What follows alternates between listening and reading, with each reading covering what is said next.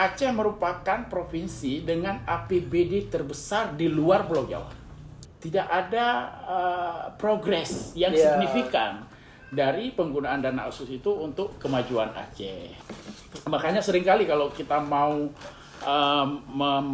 melototi dokumen APBA itu banyak sekali kegiatan yang aneh-aneh. Di sorotan selalu kalau keluar rilis BPS itu Aceh provinsi termiskin di Sumatera.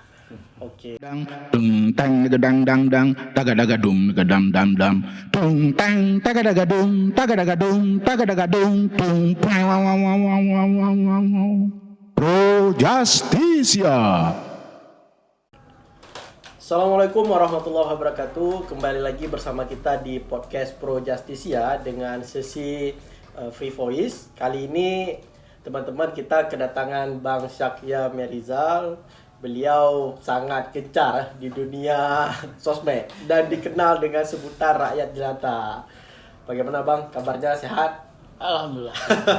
Reza apa kabarnya? Baik, alhamdulillah. Dan ini Bang Reza juga. Reza juga. Reza Kuadrat. Jadi kali ini dengan hadirnya Bang Syakya, beliau sering kita lihat memberikan pandangan-pandangan ya.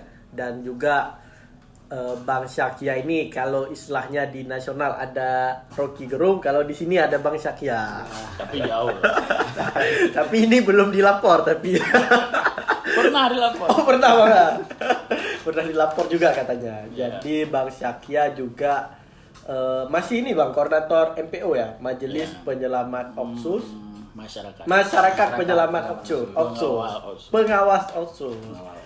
Dan ya tentu Aceh sebagai daerah yang punya anggaran otsus yang begitu besar begitu besar, mungkin Bang Syakya nanti bisa memberikan satu informasi ataupun satu kritikan ya, apa otsus Aceh sudah sejauh mana, kemudian dampaknya juga apa, dan bagaimana sih di mata Bang Syakya otsus Aceh sekarang Bang. Mungkin bisa sedikit pandangan Bang Syakya terkait perjalanan otsus. Perjalanan otsus. Ya, kisah otsus yang dimaksud di sini dana otsus. Dana otsus. Ya, jadi otsus Aceh ini diformalkan dengan ditetapkannya ya Undang-Undang Nomor 11 Tahun 2006 sebagai Undang-Undang Pemerintahan Aceh. Oke. Nah, di dalam undang-undang tersebut kemudian diuraikan ada 270 pasal lebih total semuanya. Kemudian di sana juga berbagai kewenangan yang dilimpahkan ke Aceh. Ada juga kekhususan, ada keistimewaan. Dan oleh oleh pemerintah pusat disebut sebagai Aceh ini sebagai daerah otonomi khusus bersama dengan Papua. Kemudian Papua juga pecah menjadi Papua Barat dan sekarang pecah lagi jadi kalau tidak salah 6 provinsi. 6 provinsi di Papua. Jadi status otsus itulah undang-undang pemerintahan sebagai otonomi khusus. Untuk kemudian menyelenggarakan kekhususan dan keistimewaan di Aceh, di dalam undang-undang itu juga kemudian ditetapkan ada yang namanya dana otsus.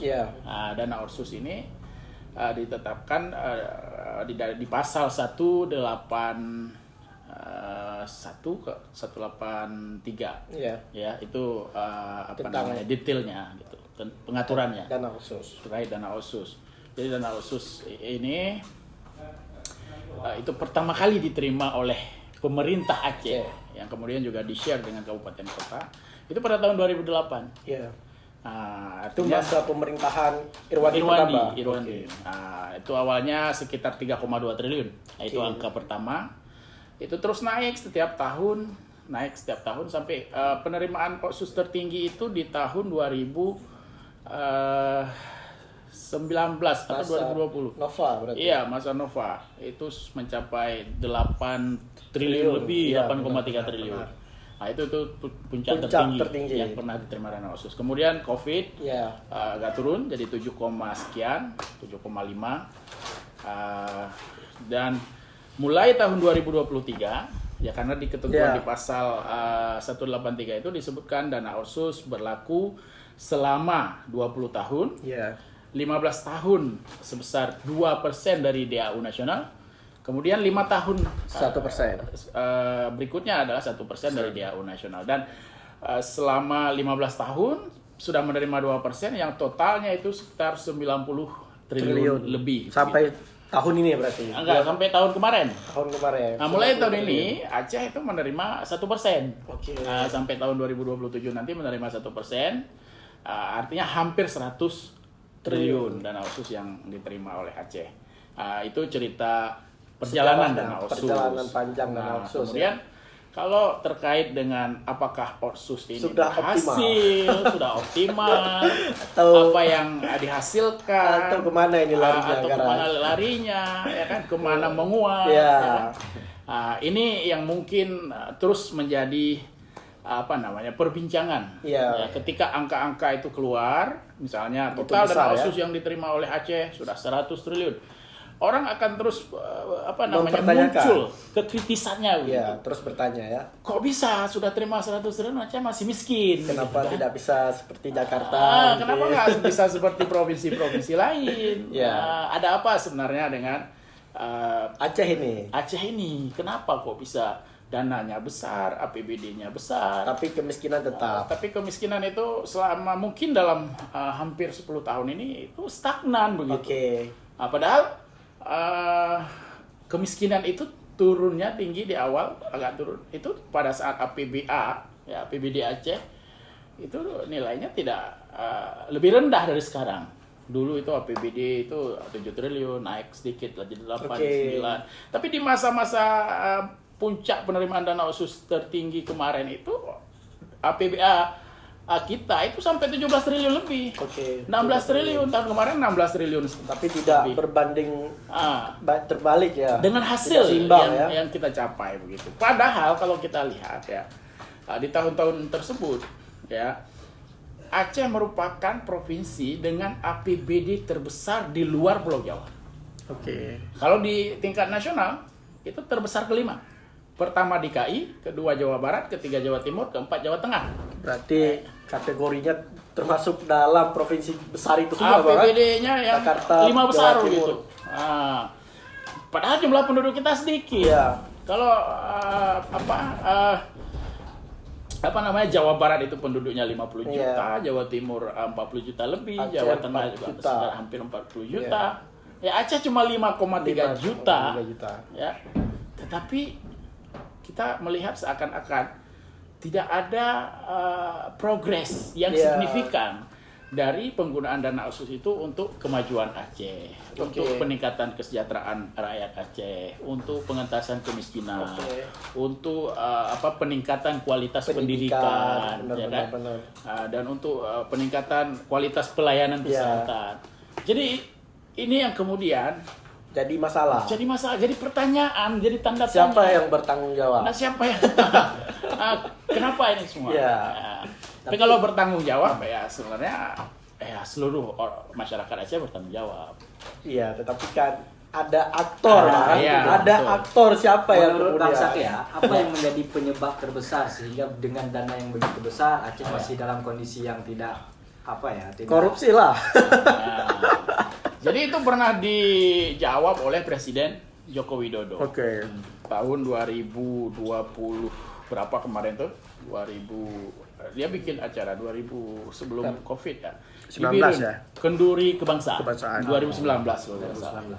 Waktu itu Presiden Joko Widodo mengatakan ada persoalan dengan tata kelola. Kalau soal anggaran, Aceh salah satu yang besar dengan otsusnya. Tetapi ada persoalan dengan tata kelola. Sampai waktu itu Presiden Jokowi kenapa ini Aceh seperti ini? Ya kalau memang tata kelolanya tidak mampu diurus oleh kita siap bantu begitu. Artinya ya secara garis besar, secara global persoalannya ada di persoalan tata kelola yang tidak profesional ya, tidak mengedepankan prinsip-prinsip good and clean governance dan sebagainya lah. Pemerintahan yang baik. Artinya disitulah lahir kemudian yang disebutkan tadi, ada korupsinya, ada penyelewengannya, ada penyalahgunaan anggaran, dan itu atau penggunaan anggaran yang tidak berkorelasi langsung dengan manfaat ke masyarakat yang dirasakan oleh masyarakat Aceh. Banyak. Terhadap berbagai bidang yang kita sebutkan. Infrastruktur gelap mungkin mah. Kayak pembangunan infrastruktur gelap mungkin di Aceh. Iya, itu kira-kira bebannya. Kalau kemudian disebut aktor-aktornya, yang sudah pasti itu pemerintah Aceh, ya DPR Aceh. Itu sudah pasti. Karena mereka yang kemudian menyusun pemakai anggaran gitu, ya. Benar. Pemerintah Aceh mengusulkan, DPR Aceh yang membahas dan menyepakati bersama pemerintah Aceh, kemudian pemerintah Aceh yang mengeksekusi penggunaannya. Dan banyak sekali program-program yang sebenarnya mubazir, tidak dibutuhkan oleh rakyat, ya. Makanya seringkali kalau kita mau melototi dokumen APBA itu banyak sekali kegiatan yang aneh-aneh. Baru-baru ini soal Aceh Vespa Festival, ya. Nilainya sampai 1 miliar. Dan itu mungkin pada saat dana otsus tinggal 1%, itu masih ada yang seperti itu. Dan kalau kita mau cek semua dokumen anggarannya, yang seperti itu banyak gitu. Kalau dulu ada Westafel Bang ya? Ada waktu tahun 2020 ada kasus refocusing APBA waktu itu, karena ada Perpu ada Permendagri 20 waktu itu diberikan peluang kepada pemerintah daerah untuk melakukan refocusing yang tujuannya untuk penanganan COVID. Iya, benar. Tetapi ya ada saja pihak-pihak di pemerintah Aceh itu atau oknum-oknum di lingkarannya yang menggunakan peluang itu untuk mencari keuntungan pribadi. Lahirlah proyek Wastafel itu. Yang kemudian mubazir, tidak digunakan. Dan sekarang tidak tahu kemana. Di sekolah sudah banyak yang hilang. Makanya ketika dihitung kerugian negara kemarin kan, iya, banyak. Besar juga itu kerugian negara. Berapa kemarin kata 7 miliar kalau tidak salah. Dari total 41 miliar anggaran untuk itu contoh. Ya, contoh anggaran-anggaran atau dana otsus yang tadi itu tidak digunakan secara tepat sasaran. Ya, padahal persoalan kemiskinan kita itu masih jadi sorotan. Masalah utama di Aceh. Iya, jadi sorotan. Selalu kalau keluar rilis BPS itu Aceh provinsi termiskin di Sumatera. Terus kalau kita lihat ini Bang, ini kan jadi soal sebenarnya di Aceh terkait hal seperti ini. Justru saya juga bingung apa sih yang menjadikan Aceh seperti ini. Karena jika kita lihat apakah mungkin soal keleluasaan mereka dalam menggunakan anggaran, misalkan artinya tidak ada pengawasan yang ketat dari lembaga terkait, ataupun memang dari mereka punya satu moral yang buruk, artinya tidak ada keinginan untuk membangun Aceh itu sendiri. Nah, ini kan pola politik, hanya mungkin politik pragmatis hanya mengedepankan keuntungan pribadi. Ini bagaimana Abang melihat ini? Apa juga soal pengawasan sistemnya lemah dan segala macam? Ya, apa yang dirasakan atau yang kita rasakan di Aceh saat ini, ya itu semuanya adalah produk dari sebuah tata kelola yang sudah menjadi lingkaran setan. Itu lingkaran setan tuh. Kenapa saya katakan begitu? Kalau kita misalnya cari tadi siapa sebenarnya yang melakukan ini, pemerintah. Nah, di situ ada politik anggaran, ada politik transaksional. Pembahasan anggaran menyusun APBA itu DPRA sudah minta jatah pokirnya. Berapa persen? Berapa pokir? Dinas berapa persen? Ya kan?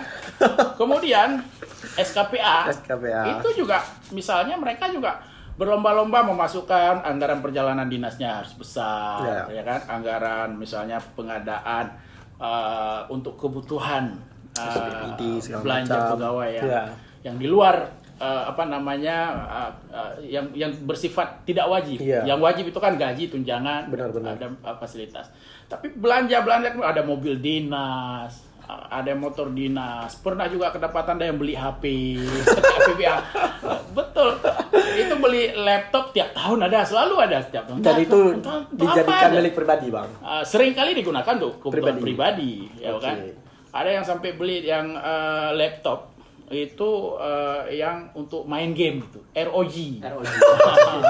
Itu ada sampai seperti itu. Jadi praktik ya 4 kali lipat dalam Ya. tata kelola ini khususnya anggaran ya Tata itu kelola sudah jadi pemerintahan, ya. lingkaran setan ya. DPRA-nya juga dia mau keinginannya diakomodir. Tim anggaran pemerintah Aceh juga yang penting punya kita jangan diganggu. Bersepakatlah mereka, kemudian kepentingan rakyat itu hanya beberapa sektor strategis saja yang tercover gitu, terakomodir. Ya misalnya soal JKA ya. JKA alhamdulillah sampai sekarang masih ada. Tapi sempat diwacanakan itu dihentikan di tahun 2022. 2022 ya. Iya, 2022 tahun kemarin itu hanya dianggarkan 3 bulan, setelah itu nggak ada lagi anggaran. Mau dicabut pemberlakuan JKA. Sehingga waktu itu kita ikut demo juga. Itu demo tolak itu, Bang. Demo menolak penghapusan JKA. Penghapusan JKA. Ya, jadi kemudian diteruskanlah. Karena menurut kita itulah ya dana otsus yang dirasakan manfaatnya langsung oleh masyarakat. Ya, program JKA. Program JKA, kemudian ada beasiswa anak yatim. Kalau ada persoalan di dalamnya, ada pihak-pihak yang mengambil keuntungan, pihak-pihak yang menikmati fee dan sebagainya, ya tata kelola diperbaiki. Jangan kemudian menzolimi masyarakat. Yang dirasakan oleh masyarakat dicabut. Tapi yang proyek-proyek yang nggak ada manfaat buat masyarakat tadi terus lahir begitu.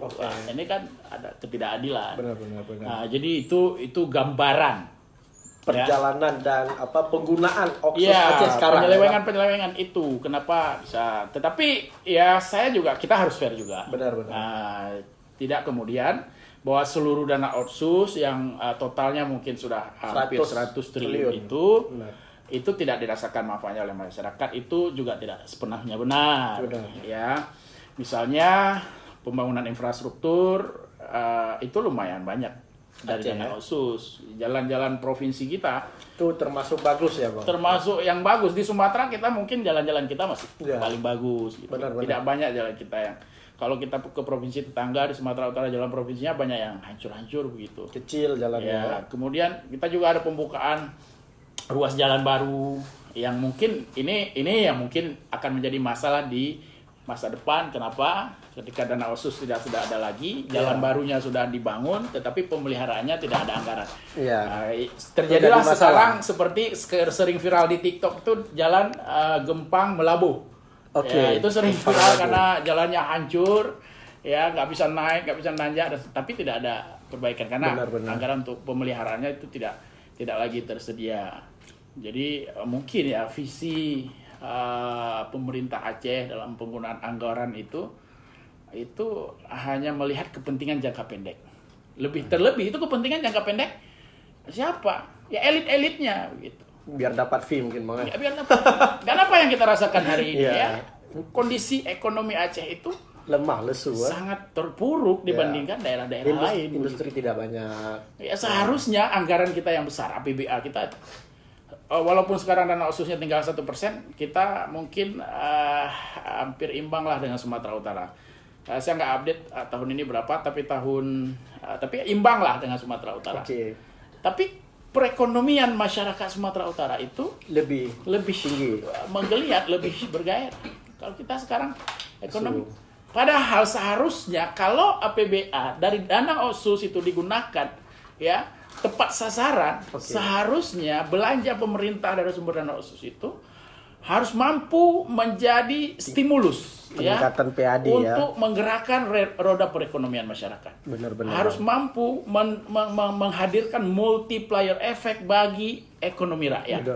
Sehingga ketika belanja pemerintah itu dicairkan, seharusnya dia berputar 6 kali. Di Aceh itu bisa dirasakan sampai orang yang jual pisang goreng bisa merasakan manfaat ganda, ya kan, dari perputaran ekonomi. Jadi saya pikir itu gambaran terkait dengan Otsus. Jadi masa depan Otsus Abang setuju diperpanjang atau tidak ini? Kalau saya pada prinsipnya setuju. Kita masih butuh dana Otsus itu. Tapi kalau tata kelolanya tidak diperbaiki, mending jangan. Integritas orang-orang yang mengurusnya ini tidak terjamin. Ya kasus-kasus itu akan terus berulang. Yang terjadi adalah kesenjangan. Karena para elit kita di Aceh itu mereka sibuk mengurus ekonomi mereka sendiri. Benar-benar. Ya, pejabat kita sibuk dengan mengurus ekonomi rakyat tidak ada yang urus. Nah, itu jadi masalah besar ya bagi Aceh, apalagi kami nih Bang sebagai Ya. anak muda. Kalau seperti penjelasan Abang yang tadi kan ini soal tata kelola, memang ya tentu tahun depan tetap orang yang sama. Iya. Kan gitu. Kami juga pesimis sebenarnya Bang, apalagi di 2027 kemudian diperpanjang. Kalau memang tetap dengan orang yang sama, ya kita juga pesimis ya sebagai anak muda. Iya. Dengan kemajuan Aceh ya Bang. Ya memang dilematis. Dilematis kenapa ya? Karena pada dasarnya seharusnya dulu kan spirit dari petinggi GAM ketika menandatangani MOU itu meminta ada dana Opsus. itu sebagai kompensasi dulu. Dan itu dianggap dalam masa 20 tahun itu sudah bisa mengantarkan Aceh keluar dari persoalan-persoalan yang terjadi selama konflik. Benar-benar. Persoalan kemiskinan, persoalan perekonomian, ya kan? Dan berbagai persoalan sosial yang terjadi di tengah masyarakat. Dengan 20 tahun itu diharapkan kita sudah sama dengan daerah lain. Walaupun misalnya tanpa dana Otsus, Sumatera Barat, Riau, mereka melaju kencang secara ekonomi. Ya kalau pernah ke Riau, lihatlah Riau bagaimana Riau rakyatnya makmur, punya PAD-nya tinggi. Sekarang kita di Aceh PAD-nya nggak naik-naik. Harapannya bergantung pada dana Otsus. Ketika dana Otsus berkurang, terlalu manja. Jadi nih turbulensi. Benar. Terjadi goncangan. Dan ini yang kemudian jadi tantangan ke depan itu sangat berat. Tapi apakah ada maksudnya potensi untuk tidak diperpanjang dana Otsus di Aceh? Ya itu kan terkait dengan kebijakan politik nasional nanti. Ya kalau kita lihat sekarang memang bargaining Aceh itu di bagi pusat itu sudah lemah begitu. Banyak sekali misalnya keinginan-keinginan Aceh itu yang nggak diakomodir. Ada keinginan dulu pilkada 2022 karena berdasarkan UPA itu 5 tahun sekali. Benar. Itu di lobby dan di berbagai pendekatan sudah dilakukan, tapi tidak gol juga. Ya. Sementara Otsus Papua itu tidak diminta oleh rakyatnya, tidak diminta oleh pemerintah daerahnya. Dia inisiasi sendiri oleh pemerintah pusat. Kemendagri itu menyusun draftnya, baru kemudian dikirim ke Papua. Diusulkan lagi, dimasukkan berbagai usulan-usulan dari masyarakat Papua. Itu pun setelah disahkan masih banyak demo-demo di Papua yang menolak perpanjangan Otsus Papua, ya kan? Yang menarik di Papua itu, dan maksudnya juga ditambah persentasenya dari 2% jadi 2,25%. Nah Aceh sekarang tinggal 1%. Berarti Aceh sepertinya harus perang lagi nih Bang. Nah kalau cerita perang itu kan perang ilmu, perang lobby. Jadi ya kita bisa lihat lah ya bargaining kita semakin lemah. Kemarin yang terbaru ada keinginan PJ Gubernur itu putra daerah, ternyata itu nggak diakomodir juga. Benar. Jadi daya tawar ya. Spekulatif lah masa depan kalau terkait dana Otsus ini. Benar. Ada potensi diperpanjang, tapi juga tidak tertutup kemungkinan nggak diperpanjang. Ya karena mungkin kalau dilihat nggak diperpanjang pun tidak ada gejolak apa-apa di tengah masyarakat. Cuma elit aja yang ribut kan. Benar. Jadi itu. Tapi di luar diskusi kita tentang tata kelola pemerintahan Bang ya. Saya ingin tanya satu pertanyaan sama Abang nih soal apa alasan Abang yang sangat konsisten untuk mengkritik pemerintah Aceh khususnya secara ini ya. Maksudnya apa alasan Abang sehingga Abang berani mengkritik secara keras bahkan pemerintah Aceh terkait nanti dilapor di penjara. Apa Abang nggak takut misalnya ada laporan nanti seperti yang belakangan ini kan lagi gencar-gencarnya penindak UU ITE ya. Ya. Pasti ada satu energi mungkin yang menggerakkan Abang sehingga Abang harus membicarakan soal tertentu itu Bang. Iya, saya pikir begini ya, kita awalnya melihat ya, mungkin saya juga nggak langsung terdorong sendiri. Saya lihat juga di tingkat nasional, kita lihat di luar negeri, kita lihat di daerah-daerah lain, ada orang yang berani bersuara kritis. Kenapa nggak kita coba? Nah, pada saat keinginan kita juga harus kritis. Saya baca, kita baca regulasinya. Baca. Kalau misalnya yang kita kritik itu terkait dengan data-data, kita pelajari data-datanya. Kalau terkait dengan supaya tidak menjadi potensi terjadinya pelanggaran hukum, benar. Yang bisa jadi kasus hukum, ya kita pelajari regulasinya seperti apa. Sehingga kita menyampaikan kritik keras, tegas, kadang-kadang suara aja yang lantang, ya kan? Suaranya dibesar-besarin, ya kan? Padahal biasa aja. Tapi abang cerita, coba lanjut dulu. Tapi kita tetap kalau saya itu misalnya nih, misalnya saya sering kan kritik itu bikin video. Iya, dulu sebelum ada TikTok itu, sering demo dulu, Bang. Jadi video itu saya bikin. Itu nggak bikin live ya. Kalau mau ngomong keras saya nggak bikin live. Saya lihat terus saya review. Kira-kira ini aman atau keras atau ada unsur bahasa yang bisa dipidanakan. Ada deliknya. Kita tag ulang itu. Ya, jadi itu. Tapi saya pernah dilaporkan ke Polda. Tahun 2021 saya dilaporkan oleh salah satu siapa tuh, Bang? Pensusnya Gubernur Nova. Masya Allah, Pensus. Tobat. Wahai Pensus, tobat kalian. Tapi beliau sudah sudah lengser. Sudah meninggal. Sekarang ini sekarang kita bicarakan.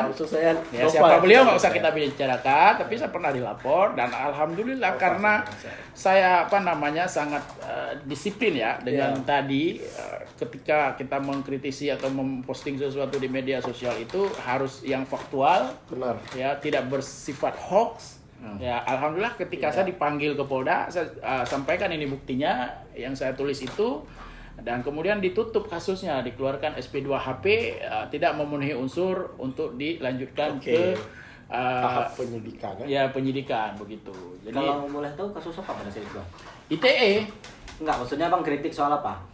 Soal apa ya, waktu itu lagi heboh ini. Saya pernah buat heboh itu, saya bongkar soal bantuan untuk hibah untuk OKP. 100 OKP. 100 OKP. Ya. Wahai OKP, taubat kalian semua. Jadi yang 100 OKP ini ada yang nggak dapat. Oh iya, benar itu, Bang. Benar. Dan dia marah. Benar itu. Dia laporin. Ya, ada status saya satu. Ya. Tapi di antara kita nggak ada yang mendapat dana hibah tuh kan? Nggak ada lah. Kita steril di sini. Ya. Berarti gara-gara itu ya dilaporkan ya? Iya.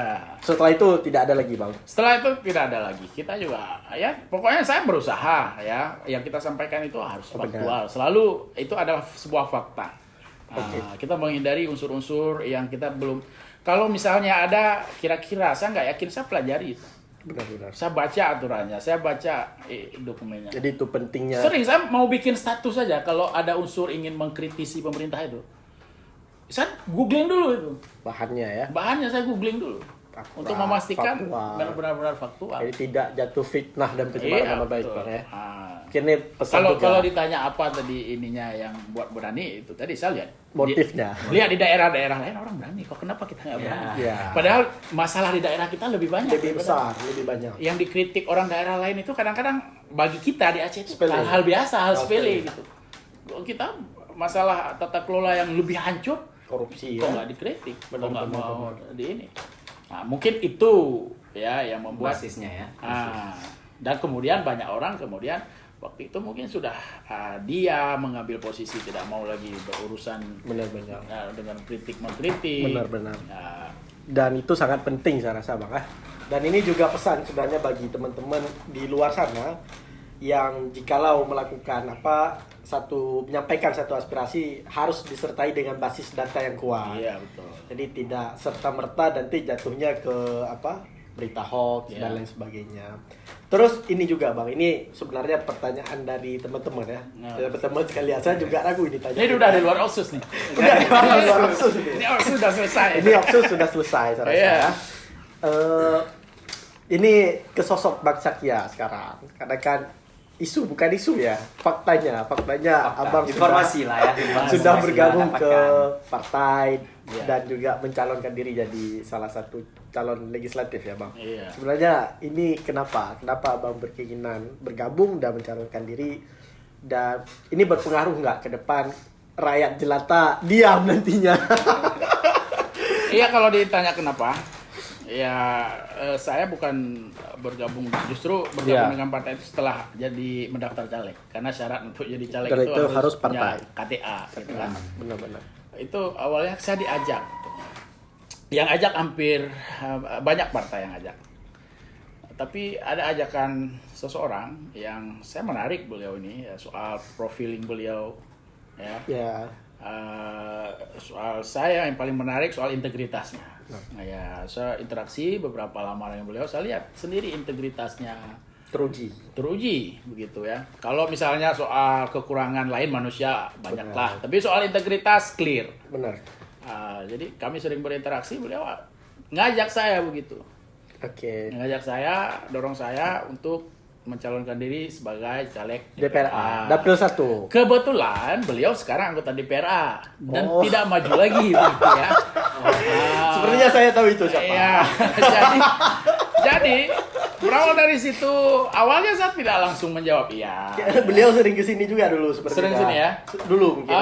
Jadi tidak langsung menjawab itu. Sekitar hampir 2 tahun beliau ajak-ajak, waktu udah dekat-dekat pendaftaran, baru saya iakan. Ya, karena syaratnya untuk jadi caleg harus KTA. harus ada KTA ya, baru masuk partai. Jadi begitu ininya. Tapi tetap iya, jadi kalau sosok yang kritis, Bang. Tekadnya sekarang, tapi nggak tahu kita kan, manusia bisa ini. Tapi bisa berubah. Tekad saya maunya tetap seperti ini. Tapi memang Abang naik ini untuk menang berarti kan? Iyalah, pertanyaannya maksud saya banyak menemukan beberapa caleg katakan ya, anggota legislatif itu ya cuma untuk menuhin kuota. Enggak, saya tekadnya harus dapat. Harus dapat ya? Harus dapat. Ya kan? Tapi saya percaya ke Bang Syakya ini sosok yang punya integritas. Tolong didoakan. Tapi pokirnya nanti, Bang. Ya, tolong didoakan supaya saya bisa mengikuti jejak senior saya yang ngajak saya ini untuk Jadi kalau dibilang nggak ada yang punya integritas, saya lihat beliau punya integritas. Siapa sosoknya? Bang Irwan Johan, itu yang ngajak saya. Buka aja siapa orang.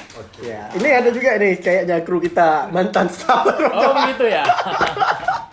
Baik. Tapi begini Bang, kami kan maksudnya ketika Bang sudah mencalonkan diri sebagai legislatif dan kemudian insya Allah menang misalnya suatu saat nanti, apakah Abang akan tetap berposisi sebagai yang seperti saat ini atau sebagai rakyat jelata?